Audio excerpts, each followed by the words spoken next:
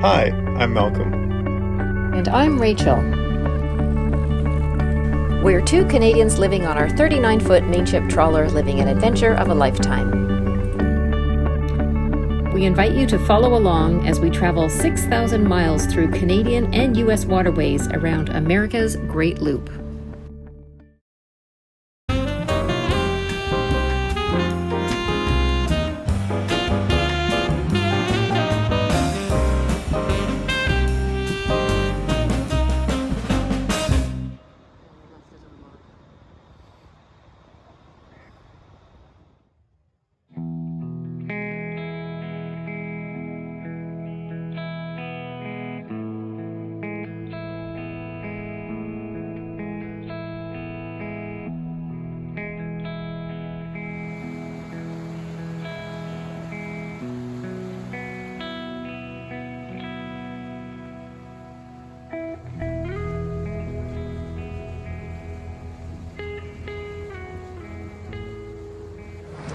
We just left Alton and we're headed into the Mel Price lock. First lock of the day. We just entered the Mel Price lock, and this one has bollards. So I'm at the midship, and this is what it looks like. There's our midship line, and it's tied off to that bollard there. And so we have nothing else fastening the boat to the wall, just that line.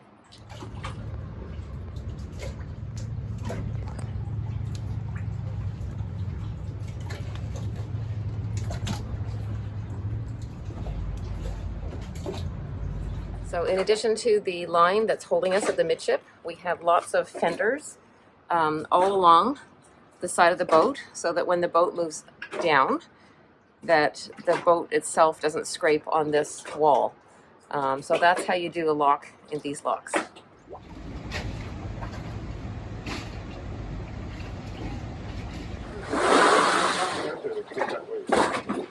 We're just waiting in the lock here. There's a boat that's getting settled, and while we are here, we had these massive waves come in, and everyone's kind of panicking and pushing off the boat. You can see it here. It's crazy, and who knows where it's coming from.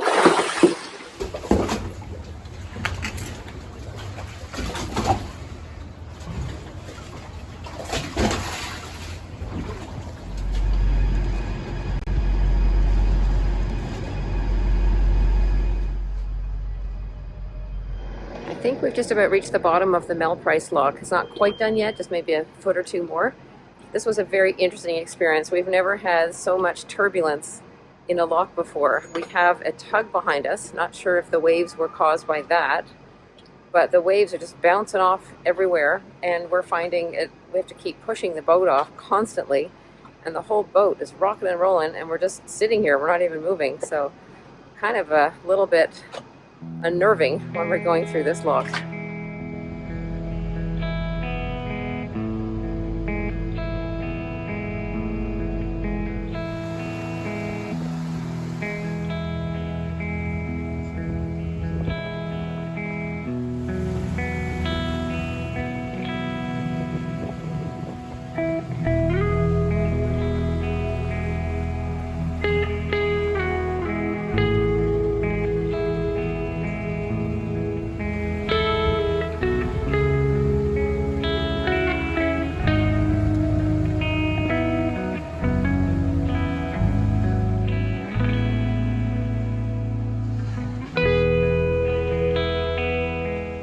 The Mississippi River is a really happening place.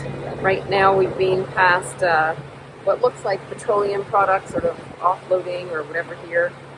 And then just farther up here, there's like a dry dock for the tugs, it looks like. There's some boats that are out of the water and some that are in the water, so it looks kind of like, you can see that. The sun's kind of bright today, so it's hard to show you. But there's lots of tugs right at this location here.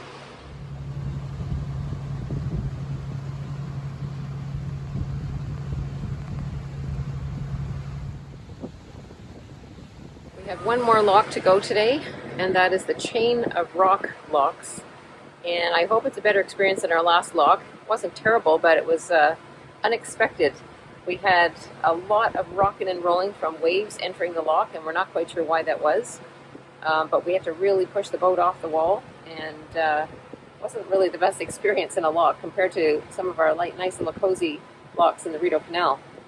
It was definitely unexpected. You sit at the back and you watch, and these big waves start rolling in from nowhere, and you get warning, but then you got to deal with it. So it was, it was a little weird. But then they bounced off the walls, and we were moving side to side, front to back, against the wall, and the other boat in front of us was as well. I'm not sure if they were all moving quite like that, but it certainly felt like a washing machine. Yeah, it's just imagine in a bathtub when you make those waves. That's what we were. We were that little rubber ducky in the bathtub. So, exactly. Yeah. And it was interesting because we went through the lock with a tug. He didn't have a barge, but he was a big tug right behind us.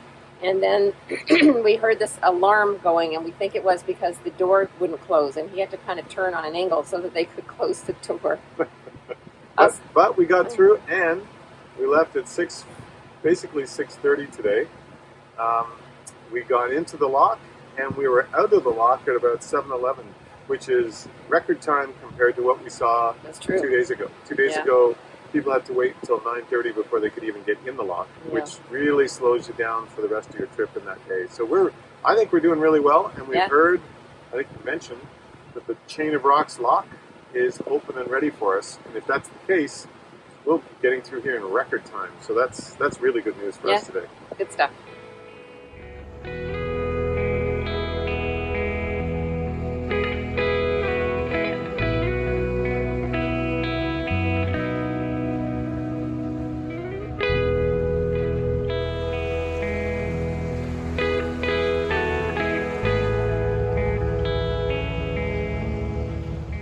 We're traveling along the Mississippi River, and there's one part where we're coming up to this dam where the river splits, and you can see right there's a little sign. I'll show it to you when we get closer, and it has a big arrow pointing left, and that is telling us to not go down this part of the river where there is basically falls. So if you go down there, you're gonna wreck your boat. And somebody has done that in the past, apparently. We heard about that. So the big arrow saying, go left. So let's go left.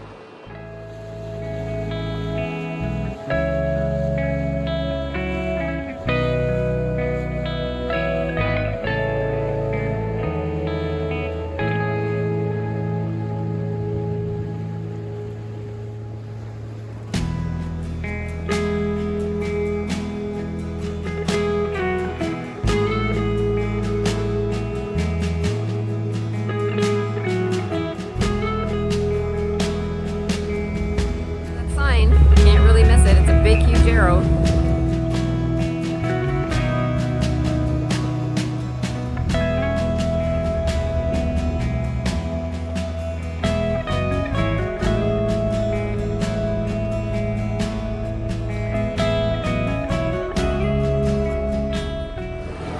Not sure how well you can see that. That's the side of the river there, and the water level seems to be about 20 feet lower than it has been at some point. This river, I believe, has a change of height of, I think, up to 50 feet. It's a huge, huge amount of water. Anyway, right now we're low, and it is the end of the season, well, near the end of the season, I guess, so that's maybe why it's low. But you can see as we're going along here, there's this massive logs and debris and stuff at the top of that sort of rock area. And if the water level, or when the water level does go up, all of those logs will be floating in the water. And that's kind of a boater's nightmare, having all those logs everywhere. So we've been watching closely for logs today, because we did see some going past our marina where we were at Alton. And we're sort of on the lookout, especially when we left a little bit in the dark this morning. But it's interesting to see all those logs. And there's so much water movement in this river, with the tows going by and the locks opening and closing. So I guess it's not a surprise, but that's a lot of logs.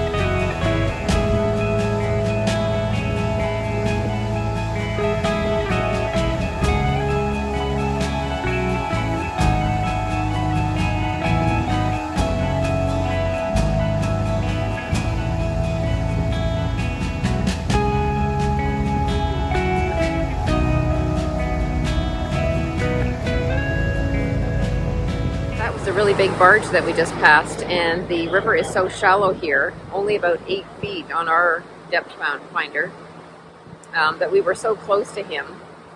And I took a little shot of that as we went by. I think he was 5 barges long, 3 wide. And we were so close. It's almost like a train going by. When you're that close to it, it just kind of goes on and on and on. And of course, everything on a boat is slow, so it feels like you're going past him forever.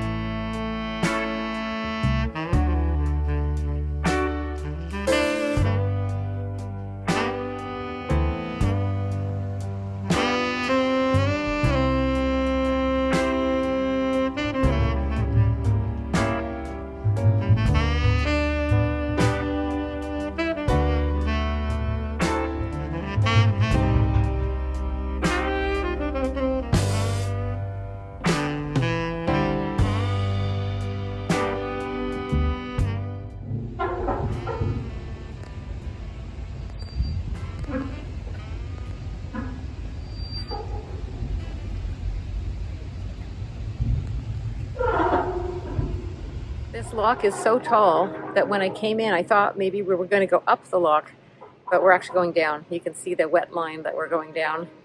Not sure how far down it'll go, but it really does show how the Mississippi River has a huge change of height. Must be in the spring, it must be much, much higher. Very interesting.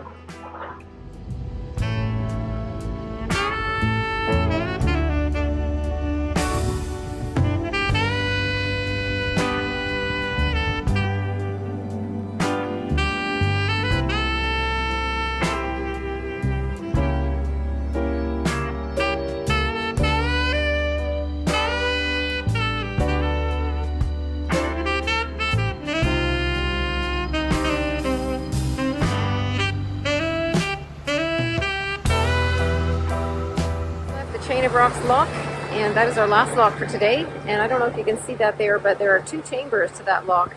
One for the commercial vessels, and one for pleasure craft, or smaller vessels, I guess. Or maybe they can do 2 sets of tows at once, I'm not sure, but they must have a lot of traffic through here to have 2 chambers side by side like that. Very interesting. Next stop is, well, not stop, but we're going to be passing by St. Louis and the famous Gateway Arch. So we're going to see a lot more city as we go by this next little stretch.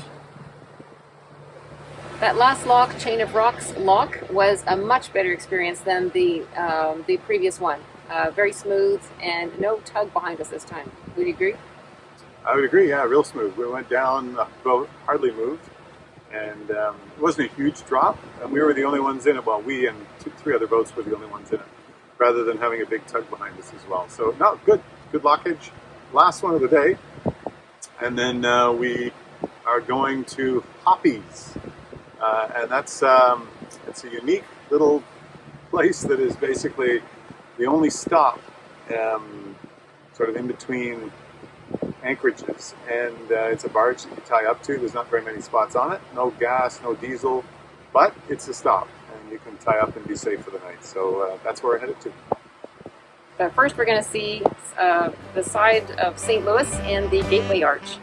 Yeah, that should be exciting. Let's see if we can get some good pictures.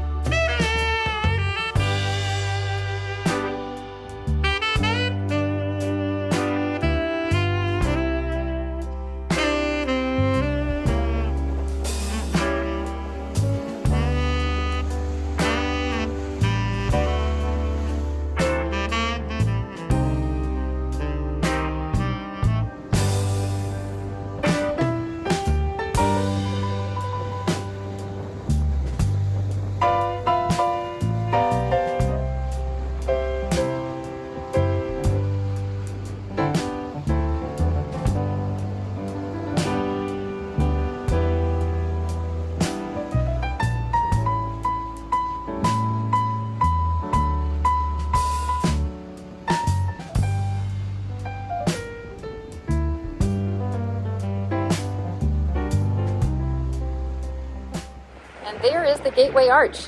We have a couple of boats here. We're going to try and position so we can get pictures of our boats in front of the arch. St. Louis's towering Gateway Arch is a 630-foot tall stainless steel clad monument to Thomas Jefferson and his ideas for westward expansion in the United States. It's the tallest monument in the United States and the tallest arch in the world. Designed by the American-Finnish architect Eero Saarinen, the arch was an engineering feat. In fact, many people didn't think it would stand. But as a testament to the architects, engineers, and workers who built it, the Gateway Arch has long stood the test of time. It officially opened in 1965, sadly 4 years after Saarinen's death, and has become an internationally recognized symbol of St. Louis, as well as a popular tourist destination.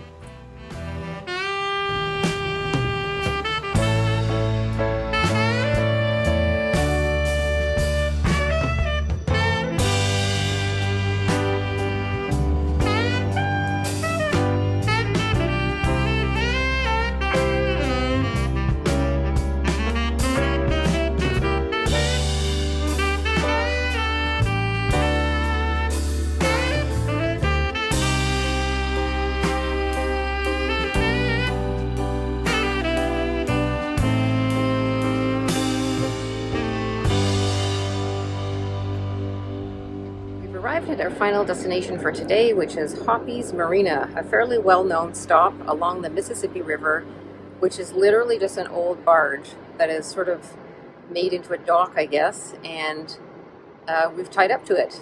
I wasn't expecting to have power, but we have power actually, and it's a hot day, so we did plug in. Might put the air conditioning on a bit later.